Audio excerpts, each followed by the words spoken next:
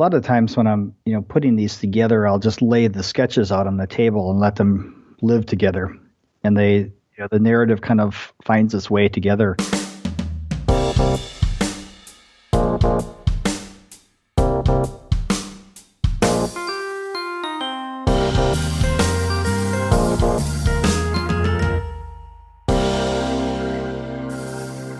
Hello, print friends, and welcome. I'm your host, Miranda Metcalf. I release weekly episodes with people around the world who share our love of printmaking. If you like what we do, you can join us on Patreon and receive bonus content. Or just tell a fellow print friend about the podcast so they can enjoy it too. I am so pleased to announce that we have reached our Indiegogo goal, so we will be bringing you transcripts of the entire podcast archive. Thank you so very much to everyone who donated to help make this happen, and very special thanks to Daniel Yasa, who came through with a wonderfully generous donation last week that pushed us to our goal.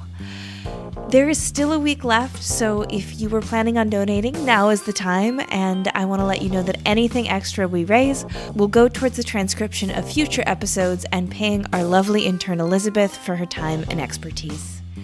Printmaking forever, shun the non-believers.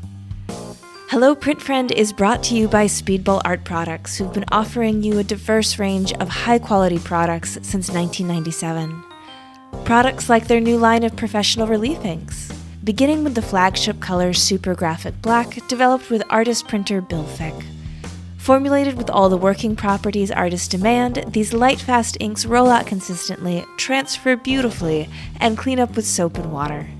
So, if you want to take your practice to the next level, head on over to Speedball's website to see where you can pick up a can of your new favorite color. There's a link in the show notes. This episode of Hello Print Friend is also brought to you by McLean's Printmaking Supplies, who've been dedicated to the art and artists of relief printmaking since 1979. Their small specialist team in the Pacific Northwest is the leading supplier of Japanese relief tools for printmakers in the US and abroad, whose primary purpose is to help you find the materials and support you need to reach your printmaking goals. In addition to their high-quality Japanese carving tools, McLean's has resources, books, DVDs, and information on how to use everything you need to make a woodblock, from barons and blocks to paper and whetstones. So head on over to McLean's at imcleans.com or follow the link in the show notes and learn something new today. My guest this week is Michael Barnes, professor of printmaking at Northern Illinois University. We'll talk about growing up in a small town and having album art as an early influence, the drawing surfaces of etching and lithography, how all those characters of his come up with some dark humor while he is asleep, and teaching as a practicing artist. So, without further ado, sit back, relax, and prepare to explore new lands with Michael Barnes. Hi, Michael. How's it going? Great. Thanks for having me on for an interview, Miranda. This is wonderful. I'm really excited to talk to you. I feel like you're among maybe the most requested artists that I get. They're always like, when are you going to talk to Michael Barnes? Because and I've had students of yours on as well. Mm-hmm. Like I had Aaron Coleman maybe about a year or two ago, and so I'm quite excited to finally get to have a chat about you and your work. But for anyone who doesn't know Michael Barnes already, would you just let people know who you are, where you are, and what you do? Yeah, sure. I'm a artist I live in Illinois, near Chicago. I'm a professor at Northern Illinois University. I've been here for going on about 24 years. I grew up in Michigan. I went to a small school in mid-Michigan, Alma College, and then went on to University of Iowa for graduate school. Spent a couple of years in California and have been here in Illinois for a long time. So I primarily do lithography for the last many years. I can't remember. I used to do a lot of etching. I love etching still. I just kind of fell into the nerddom of lithography, so that's where I am. Yeah. And then where did you grow up, and what role did art play in that part of your life? I grew up in a small town in Michigan, Ithaca. So it's the famous city that Odysseus was returning to in the Odyssey. Yes, yes. A very different Ithaca. Ithaca, Michigan, actually, of course, yeah. we have a small town nearby that's called Pompeii, spelled Pompeii, but it's pronounced Pompeii in Michigan. So I grew up in the town of Ithaca, and population of about 2,000 people, and pretty much a farm town. So art was really just something that I saw in books that my parents had around the house and grandparents had around the house. And as I was in school and taking art classes, I started learning more and more about the greater world of art. So a lot of things that I saw growing up were like illustration kind of work, Norman Rockwell, some of the, I guess, the kind of this easily accessible art like MC Escher and Geiger. I'd say music was a big influence, and album cover art was something that is where I saw a lot of images that kind of inspired me early on. Yeah, that's so interesting you should say that, because it's never occurred to me before how much album cover art, pre-internet, pre-Instagram, was really quite an influential way that contemporary art got into people's homes and was sort of, mass produced and then consumed. And of course, the kids these days won't remember, liner notes or album art, but it could be really quite influential as well. So that's really interesting. So you were growing up in this town of 2,000 people, which just sounds just incredibly little. But what point did art come into your life kind of in a more meaningful way, that you might got a sense that this is something that you'd like to really pursue and make a life out of it? Well, I really always loved to draw since I was young. I guess really just early on, I decided I wanted to be an artist, not knowing anything about what being an artist was about. I just like I can draw, and that's all I need to do is just keep making art. So as I entered college and started learning more about the art world, graphic design and illustration were areas that I studied because my parents would say, well, you have to get a job when you're out of school. And it's like, okay. Mm-hmm. And after doing illustration for a while, I really, and graphic design, I didn't like making work for other people. I liked making my own images and coming up with my own ideas. So that client-based world was something that wasn't that interesting to me. I kind of froze up when people would ask me to make something that had the parameters of a client-based piece. I just worked better off my own memory, out of my own head. Yeah, I think that commissioned art or commissioned visual culture is such a world unto itself of people who can kind of produce in that way. I think it's really its own talent for sure, and one that I'm sure comes with all kinds of complications and frustrations as well. Yeah. Well, I have great respect for those that can do it well. Absolutely. Yeah. And then what about printmaking? When did that come into your life? Well, I was at Alma College, and I was working with Carrie Ann Parks Kirby and Kent Kirby and Robert Rozier at Alma College. It's a very small liberal arts school, 4-year school, and it was 9 miles from home. Oh. So I lived at home most of the time and drove back and forth. I had a studio there, and we had a small print studio. And Kent Kirby did a lot of he taught photo, graphic design, art history, and also printmaking. So he did a lot of photographic based work. He did a process called colotype, which is one of the kind of the turn of the century photographic print media, like photogravure, printing directly from a gelatin plate. It was very kind of chemistry heavy. And Kent was really a master of that and wrote a book on it. And and also just we had a statewide print exhibition at Alma College that Kent had founded, that was going on. It went on for about 30 years or so. I think they kind of shifted the gears of the gallery, after about 30 or 40 years of doing the show. But every year they'd have a guest lecturer come in that would curate the show. And so through that, I started meeting artists like, I think the first one that came in that I really kind of struck my interest was David Becker, who was a professor at Madison, at UW-Madison, and then Evan Summer, who does, both of them do fantastic black and white etching work, narrative, kind of narrative or landscape based. And that's what really set me on fire with printmaking. I was sitting there drooling over Evan's. He brought a bunch of prints and laid them out on the table, and I was standing there kind of drooling over these, and I was like, what are these? Yeah, right? Yeah, that moment, right? What am I looking at? I turned to Kent Kirby, and he's like, you should take a printmaking class. So that was kind of it. Yeah. From there, I kind of fell in love with, the various media of print. And so what were they? Do you remember? Were they woodcuts? Were they lithographs? Etchings. They were etchings, okay. Evan is an amazing etcher.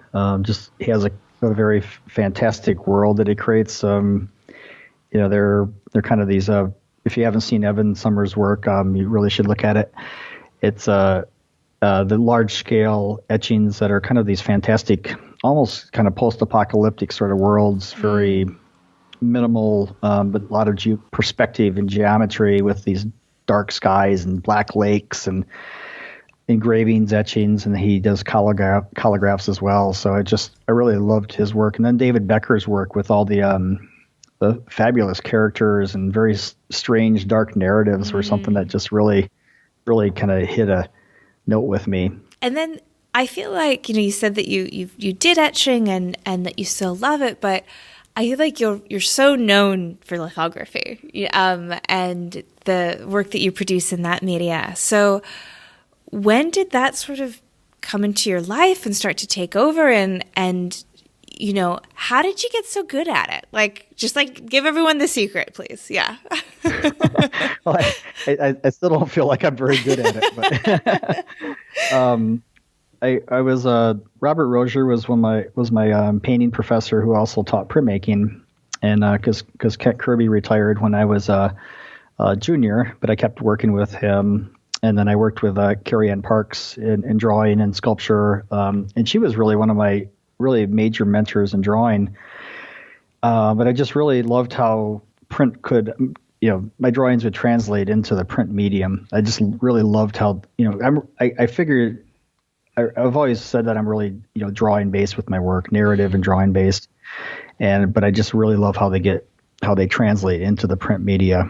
Lithography was something we had a litho press, an old Griffin press in the studio, and a bunch of stones. And Bob's like, well, I sort of got ahead on all the projects, and I was like, I want to do one of these stones over here in the corner. And he gave me a set of notes. He said, okay, he kind of showed me how to grade the stone, and then he gave me some pencils and said, here, draw on it. So I drew on it, and then we sort of set a time one night, and he's like, I'll come in and help you print. And so we printed it up, and then from there I really loved how I could, because I'd been doing etchings mostly, and I just loved how drawing was so direct on the stone and the seductive surface of that litho stone, the Bavarian limestone, you can't beat it. And then so when I was looking for grad school, Kent Kirby just really coached me on schools to go to, and I ended up going to University of Iowa to work with Robert Glasgow at Iowa. So, and then it just I did a lot of etchings, through that time, kind of talking all technical stuff here, but it's, I just really fell in love with lithography at that point. And, the medium is wonderful in the history of it. I've really gotten into the history and, kind of the really nerding out on the nuances of lithography. Yeah. Yeah. I mean, I think that's something that a lot of people in the print world truly do love about working in the medium is the incredible history of printmaking and the way it's linked to the commercial, to the marketplace, to the development of ideas, to politics. It feels so wonderful to be a part, I think, of that tradition as well. Yeah, that's such a special part of it. I'd also like to ask you a bit about the actual subject matter of your work. Are you okay? Yeah. No, I'm just teasing.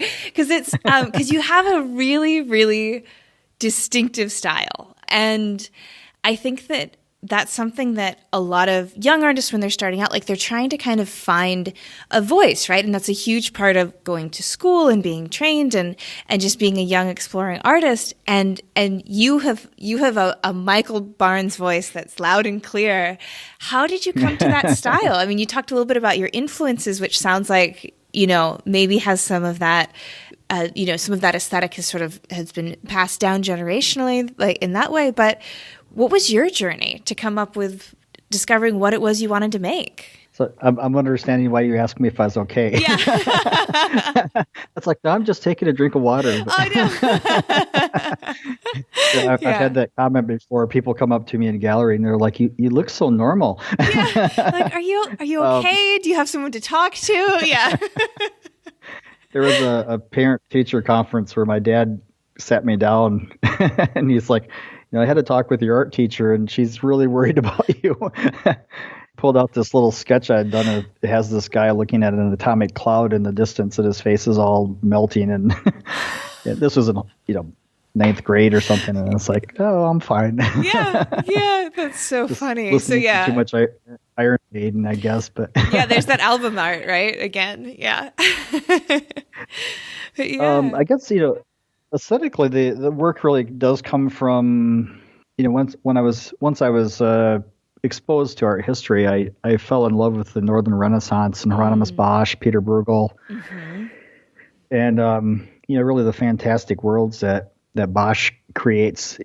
Bruegel's work really kind of picks up on the style of Bosch and mimics a lot of the kind of the popular themes of that time. If I could name an influence, my primary influence, I would say it probably has to be, Bosch. I've sort of searched the world and tried to see as many of his paintings as I could find and see them in person. And my work is, the narratives really come out of my head. They're reactions to the world around me, personal narratives, what's going on in politics and culture. I've never really wanted to be, overtly political in the work, because I feel like the political work has you're competing with the media today. So if you look at Goya and Daumier, who are, really their work is timeless. They did it in a way that it's timeless, but they weren't competing with MSNBC and CNN and and not so much. Dude, I did a piece for a Trump portfolio recently that Richard Peterson and Beauvais Lyons organized, and I had trouble with it because I just really didn't want to do a political piece. I especially didn't want to draw a picture of Trump. I was like, I don't want to more like that guy. I drew him as a big monster, but so I guess the work is really sort of it's buried in my head. I guess that's the best way to describe it. Mm-hmm. Yeah. Well, and I think it's really interesting what you're saying about, wanting to maybe react to the world, but in a way that's not this super black and white, and I think that one of the things that we talk about a lot on the podcast is, this idea of there's the catharsis that art can bring, if you're like, here's Trump looking really awful, and like you might feel some kind of emotional release from that, but it doesn't necessarily make anyone think about things or necessarily question things. And it just, makes the people who are mad at a political figure feel better and makes the people who support the political figure feel mad.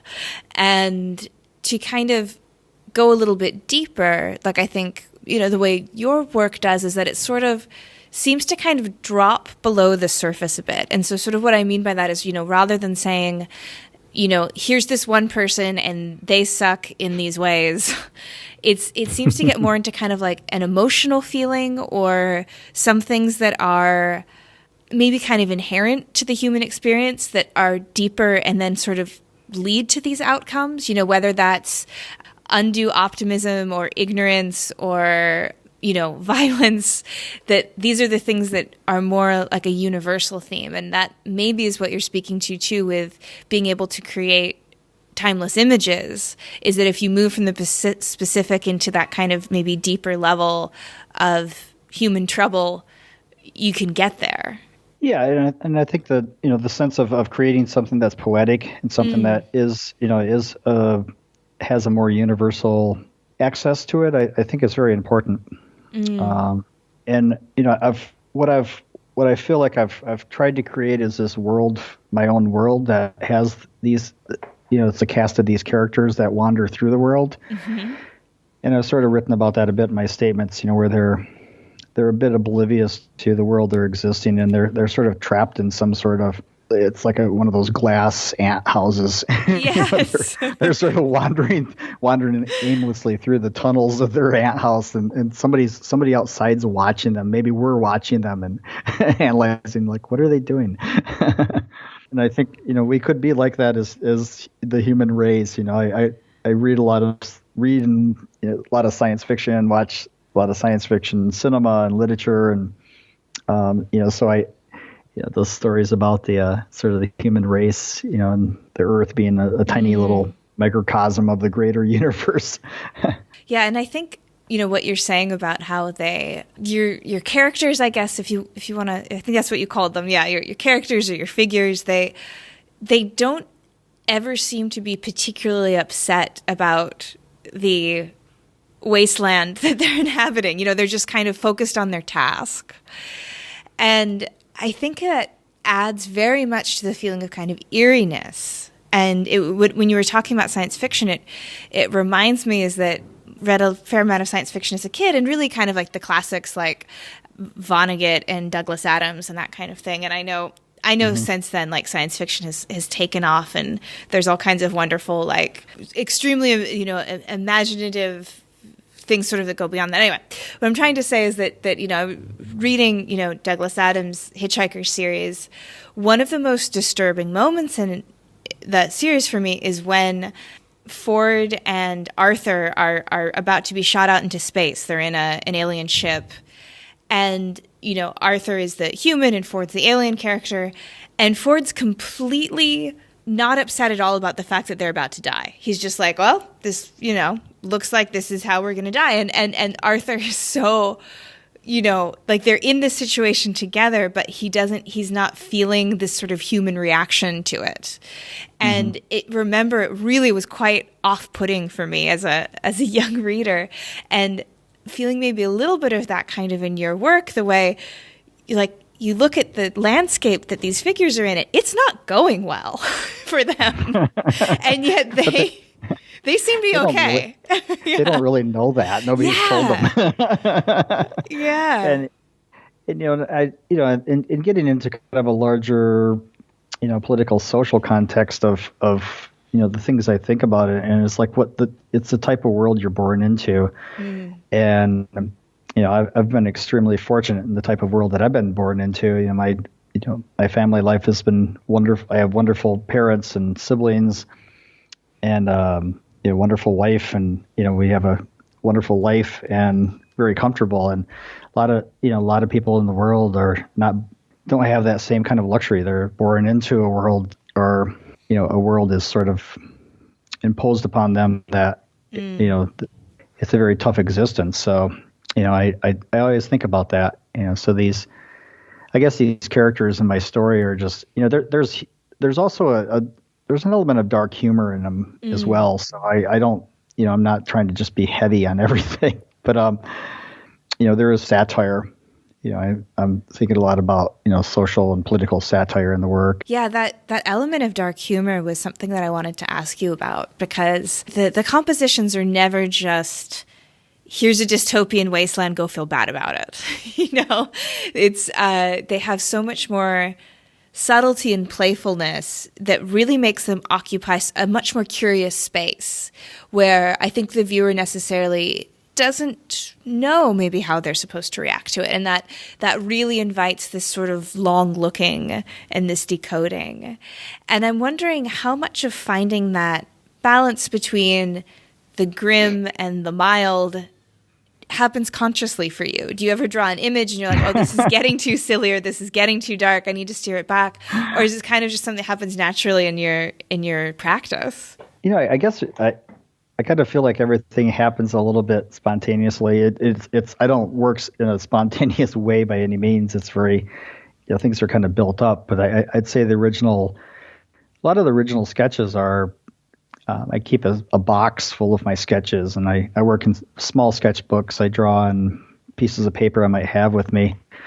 And a lot of times when I'm, putting these together, I'll just lay the sketches out on the table and let them live together. And the narrative kind of finds its way together.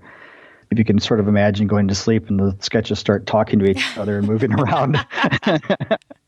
That's kind of what they do.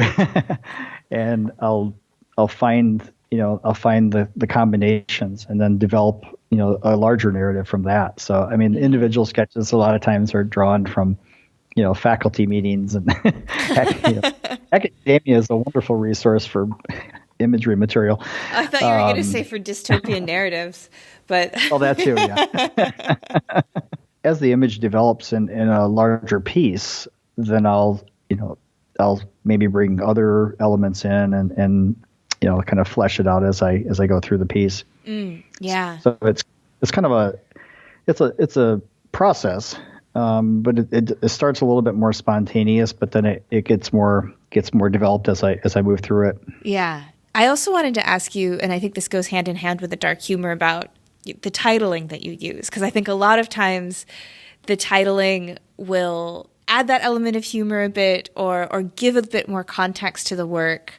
And one of the things that I was thinking about is, for instance, the example of your piece, A Race to the End. And, it has this grim figure who is inside, or maybe actually part of, this four-legged sort of stool. It's like that may be the lower part of his body.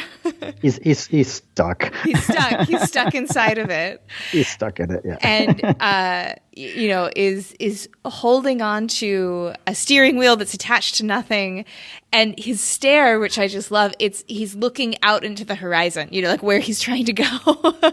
And you've got this like petrol pump behind him, and some wind turbines, and a little dish underneath him, and it's something that you see it and you can kind of put the elements together, and then you give it a title like that, and it seems to a lot of it fall into place in some ways, or at least for me, and that happens a lot with your work for me in terms of titling. And so I guess my long-winded question is sort of about, when do the titles sort of come to you? Do you complete it and then you think, okay, like, to put the finishing touch on for this, I'm going to give a little more context and I'm going to call it X, Y, or Z? Or do you think of the titles first? I mean, how does this happen for you?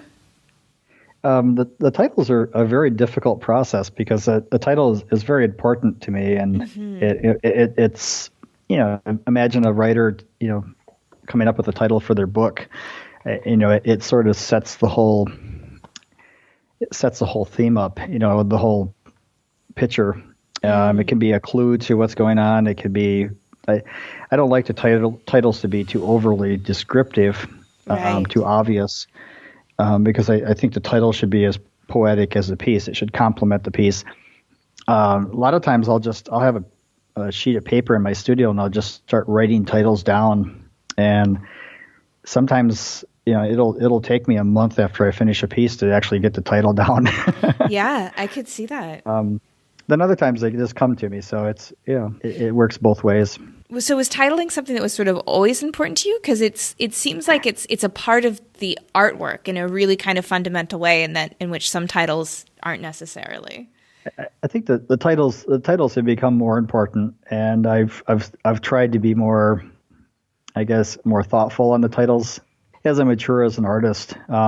I had a period where a lot of the titles were just like the interview, the serenade.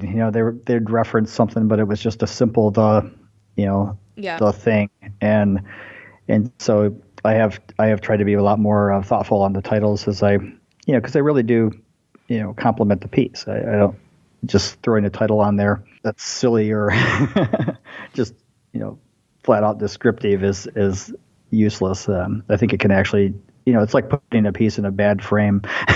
Yeah. That it's sort of like you've come so far. Like, don't give up now. Yeah, don't put it in the bad frame. And yeah, I was looking at some of your newer work because obviously when I was most familiar with your work was when I was working at Davidson Galleries, because you're one of the artists you represent, and I was sort of curious of what you'd been up to. And I noticed that about your titles, because when I was working with, I remember, the optimist, the pessimist, the plot, this was a lot of the titles were there.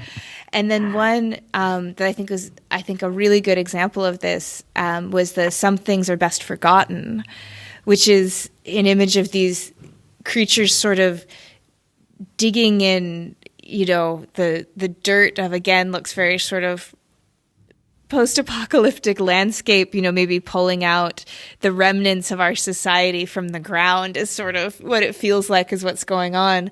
And then, adding that long kind of poetic title like that, I think just really is just a beautiful compliment to it. So yeah.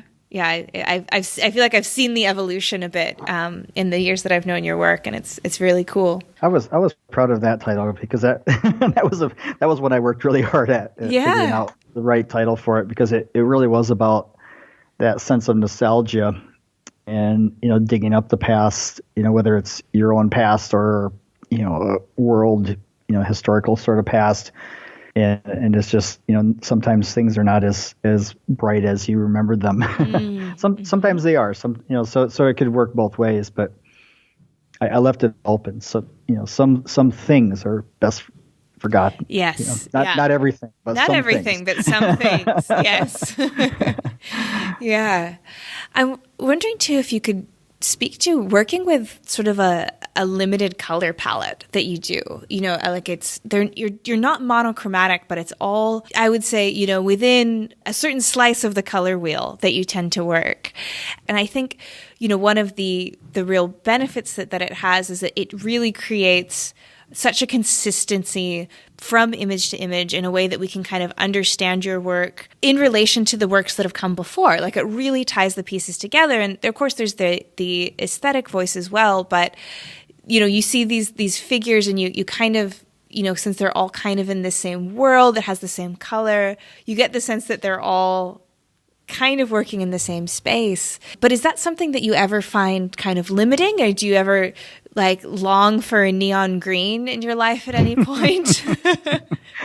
I was working on one piece, and Kelly Hames, who is one of my former grad students, was assisting me, and I was just asking her, I was like, what would be a good color to use? And she said, just don't use brown. Why don't you print an orange, a brighter orange? And so, I took her advice on it. But what I do is I print really bright colors, and I layer so many of them together that they end up being brown. Gotcha. So there might be a lime green in there somewhere. We're just not seeing it. Yeah. There is. It's buried in there. Gotcha. Yeah.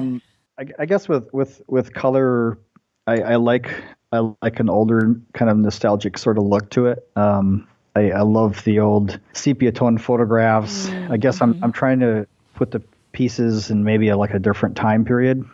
I'm always trying to kind of create something that looks almost antique. That's it's placed in a different era. Yeah, so I guess it has kind of become my aesthetic. But I worked with a lot of color in grad school, and I was doing a lot of layers of pretty bright colors with some of the pieces.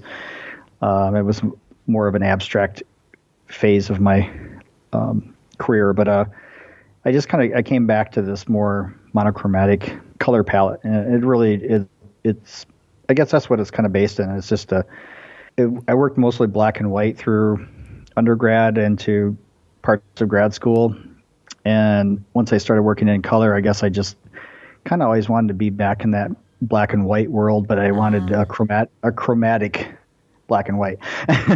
No, I think that's a very good way of putting it. Yeah. It's so interesting for you to say that you want them to feel like they're at a different time. And I didn't realize that that's exactly what they were doing for me as a viewer. I hadn't kind of thought of it consciously.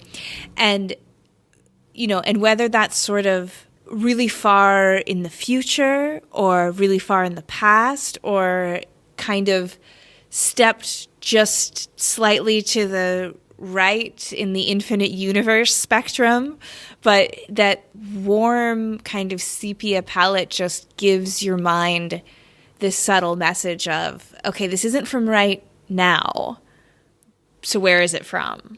Yeah, it works really well. That's so interesting. Or it's maybe it's like you're looking through some sort of dirty glass into another dimension. Mm-hmm. I'm also hoping you can speak to creating the compositions kind of in a formal way, because they're pretty minimal compositions, in the sense that often it will be like a figure and a couple of objects and then a little bit of background, or maybe not even any objects in the background. And yet they have an incredibly rich narrative, each one of them. And they're almost like a kind of poetry in that way. One of the best definitions of poetry, or at least one of the things that makes me understand poetry, is when someone said, poetry is using the least amount of words possible to describe what you're trying to get at. And I find that a little bit when I look at your work as well. And how do you find that place? Like, how do you get each image to do so much heavy lifting within the narrative? I guess the best, it's just intuition. It's just kind of, trusting my judgment on something. I've actually drawn pieces that have pretty full compositions, in terms of an illustrative kind of a packed environment. And then I've gone in and scraped everything away. Yeah. So I just this isn't helping. It was something one of my grad school professors, Robert Glasgow, would talk to me a lot about in the work and editing information, and also Keith Ockapole, who I worked with at Iowa, just kind of being selective and what you put in a piece. And you don't necessarily always have to jam pack the compositions. And I was kind of like that, Burgle, painting in my early work was every square inch was packed with something going on. Yeah, which has its own charm. But yeah. I kind of moved into that series of the figures that are really suspended in these kind of vacuous spaces. There was a lot of textures in some of them, but I really just wanted to kind of play around with just focusing on the main event of the piece and activate, because one of the things as a teacher, you see all the students will quite often they'll make a piece with, I call them floaters. So there's like one, there's like a kitty cat or whatever. Right, yeah, I can picture that. with nothing in the background, just floating in the middle. Yep. And that's like, well, at least activate the space. Think about the space that's around it and why you're leaving it blank. And so some of the series that I started when I was working in France and in a series I did in New Zealand, they were kind of these, I call them like vignettes. And I saw some old antique plates that were in a shop that just had scenes of Paris, the figures carrying racks of silverware or water pails. And there was minimal background. And I just really liked the effect of that and really kind of focusing in on it. And then I had this series of weapons and malignant arsenal and invasive species that I just really focused on and just made them really sort of monolithic in the center of the page with a lot of white space around them. So it really kind of depends on the piece, because I go back and forth. I do a lot of pieces that have borders on them with, a lot of environment things going on, and then I'll jump into some that are a little bit more simplified space. But it's important that the figures do occupy the space in some way or another. So the way I position the figures on the space, their interactions, everything's really thought out in the composition. So the pages, the edges of the paper are very important to me. I think that's a really wonderful, just like little nugget of gold advice there about how your composition as an artist, it's on as much page as you leave, like it goes from edge to edge, and all of it in some way is feeding into the way the viewer perceives the work. And you've had some experience with print collecting side of it, and you see a lot of these antique prints that have been trimmed. Yeah. I'm just like, I found a portrait of Napoleon on eBay that was actually printed by Senefelder or his Oh studio. my So gosh. very, very, very early. It was beat to hell. It had been folded and Yeah. um, but it was really trimmed down and tight to the image, and it was but it was I thought a very cool thing to find. But you think about that kind of how those were originally done, and the space around the portrait made them grand. When you trim them down so tight, then they become claustrophobic and they kind of diminished almost. So Yeah, yeah, absolutely. And I that would always be a bit of a heartbreak, but people would do it. I think, to have them fit into their book or, whatever it was is when you'd see yeah, these older pieces that have just been, it's like watching someone who's like cut their fingernails too short or something. It's like, no, it hurts. It hurts to look at. Yeah. Yeah. You mentioned, your experience as a teacher as well. And I wanted to ask you about finding that balance between being a teacher and an artist, because I feel like you're someone who I often hear your students, talk to your generosity as a teacher and how much they got out of working with you. So you're clearly putting energy and creative energy into that, but then also you're producing these lithographs, which I'm sure people hearing you speak of them also realize that is a tremendous amount of creative energy as well. How do you find that balance? Yeah, like do you sleep? Like how do you I don't know if I've found the balance yet. Yeah. I love teaching, and I feed off that part of it. I really can't say that I love academia. Right. Yeah. I'm not going to lie on that one, but I love the teaching. I love working with the students, and I know you talked to Jessica Robles and Aaron Coleman, and I've had just really been so fortunate having such wonderful students over the years, and I really feed off that. It's when you get out of school, it's something I always tell my students. You get out of school and you have to find, when you're in school, you have this community. You have people that give you feedback on your work, and you could talk to them about their work. They talk to you about your work, and you feed off each other. And I feel like being in that environment, it's really inspired me, and it's kept me going strong. I don't know. I have a lot of friends that are out in, away from academia that are doing great. They find their communities, and I think that's the key. You have to find your community. I've just enjoyed it, and I try not to be the type of teacher where you're sort of directing students to make your work. I want each one of them to make their own work, be unique, find their own vision. So I think that's the challenge, and in the diverse range of people you work with. So yeah, but it's a challenge finding the balance in time. I don't work at school anymore. I used to, when I first started teaching, I printed at school mostly, and then I eventually developed my own studio with I bought my own press, and now it's in my garage. So I'm sitting in my garage now. Oh, nice. The car's parked outside, but yeah. But I'll do a few things at school, but it's really hard to. I kind of have to work a little. I've never been one that's even really been able to work with assistants too much, because except when I'm printing, when I'm making my work, I kind of almost need to be by myself. I'm a bit of a hermit in that sense, and let things kind of, like I said, the drawings need to talk to each other. Yeah. How many? I know you were talking about layering these bright colors, and you end up, with these really deep kind of sepia, brownish, warm tones. How many layers is like the average finished Michael Barnes composition? Well, I've gotten more efficient at it. So Yeah. some of the early ones were like 15 color layers or so, and I remember seeing a lecture. Wayne Kimball gave a lecture, who was one of the greatest lithographers in the modern generation, and he took you through a progressive images of all the color layers, and I think he had like 25 color layers, and I was like, oh my god, I'm so lazy. But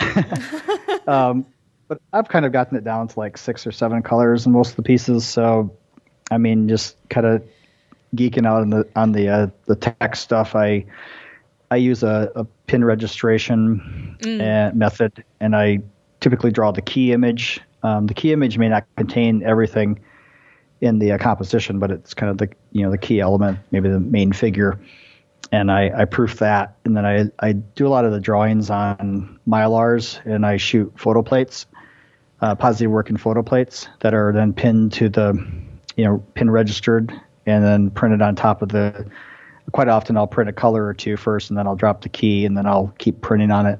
And the print quite often grows as I'll respond to what's there. That's one of the ways I really like. I like that way of working because I can respond to what's on the page instead of laying out all your colors ahead of time and then just printing them in order.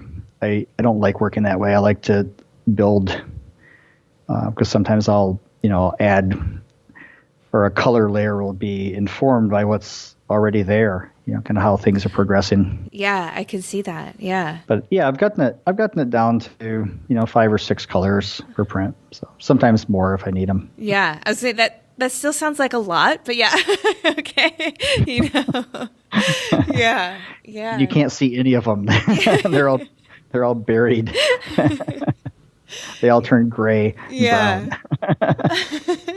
It's definitely different. Like it's a very different experience seeing one of your prints than seeing the same image that if it was just printed in brown. Like absolutely, like they're there. There. Yeah. The colors are there, and I work in sort of a CMYK process, that cyan, magenta, yellow, black, like the commercial printing, but I expand it and I shift the colors. I'd say it's more of a working warm to cool, and so I'll generally, I love ochres. I just use an ochre at some point or another, and then I'll work into maybe a darker brown, and like a phthalo blue, and then a red, someplace in there. So there are kind of the process colors in there, but they're shifted to my liking. Yeah, the warm to cool. It's always so interesting to hear how different lithographers go about playing with the colors and finding their way forward with them, because it's, there's certainly not an industry standard. It sounds like it's so much more about what works for you and the way your brain wants to interact with the colors is what seems to be the most important part. Oh, certainly, yeah.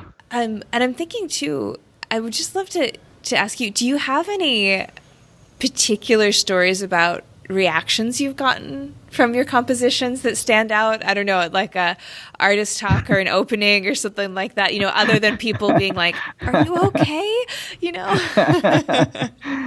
I was at a talk at once, because I've done a lot of visiting artist lectures mostly at universities, some galleries and such, but I was sort of in the question and answer session at one school, and it was somebody in the audience was actually somebody that I'd worked with at a residency. So they sort of knew me and knew my work, but they asked me why I was inspired to do such depressing images. And I just kind of started laughing. I was just like, well, I don't really find them depressing. Yeah. I think there's dark humor in there. I guess, you could, if you want to see them as depressing, you teach their own, but yeah, I don't know. I always, I think probably any artist that works in a narrative style gets people that come to them and bring their own stories to it. Oh, that reminds me of, and they tell you their story. I just nod and say, yeah, I can see that. Sure. Yeah. It's not there at all, but right. but to each their own. Definitely. But I do leave the images. The images do have that kind of openness to them that people can certainly do that. But I have a pretty clear idea what's going on in the pieces, and I don't just. At one point, I was just like, just leave them open for the. And I see students write that in their statements a lot, and it's like I have a pretty clear idea of what I'm making the pieces about. Yeah. And sometimes there's things that I don't necessarily. You don't need. It's too much information. It's my own personal story. I've kind of embedded things in there, but. Wondering too if you could maybe just kind of as like I don't know what to call it, like maybe like a carrot for struggling young lithographers out there, kind of an inspiration. I know you've got to travel a bit through litho as well, and, see different shops. Yeah. Can you just speak to that and that experience of kind of being in the broader lithography community out in the world? Yeah, I think it's an exciting world, and I've really kind of geeked out on the history of it, and I love the processes as they do them different ways in different parts of the world. And so when I've had a chance to travel to other countries, I had a chance to work in Germany for a couple of months and then go back for a conference that was a lithography conference. It's called Litho Days, and there was artists from all over the world that came to this little symposium, and it was probably one of the highlights of my litho life. It's like we could just talk about, sometimes you were watching, I was watching Robert Yankovic Jr. do a reductive litho, and they were, it was getting translated from, Slovakian into German, and then, finally down to English. And so there was some loss in translation, but it was just so exciting to watch these other artists at work and watch the ways that they go about it. Yeah. And the community is like even though I was working in Serbia with at the academia there, and working with the two printers at the studio who didn't speak a lot of English, but we had a communication through litho, and so I just thought that was so exciting that we're communicating through our medium, and it was a great experience. Oh, I love that. So I guess the carrot is just, there's litho it's that I always say, if you learn litho from 10 different people, you're going to get 10 different ways of doing it. There's no right or wrong way. It's just, there's always something more to learn. And I just find it's an exciting medium.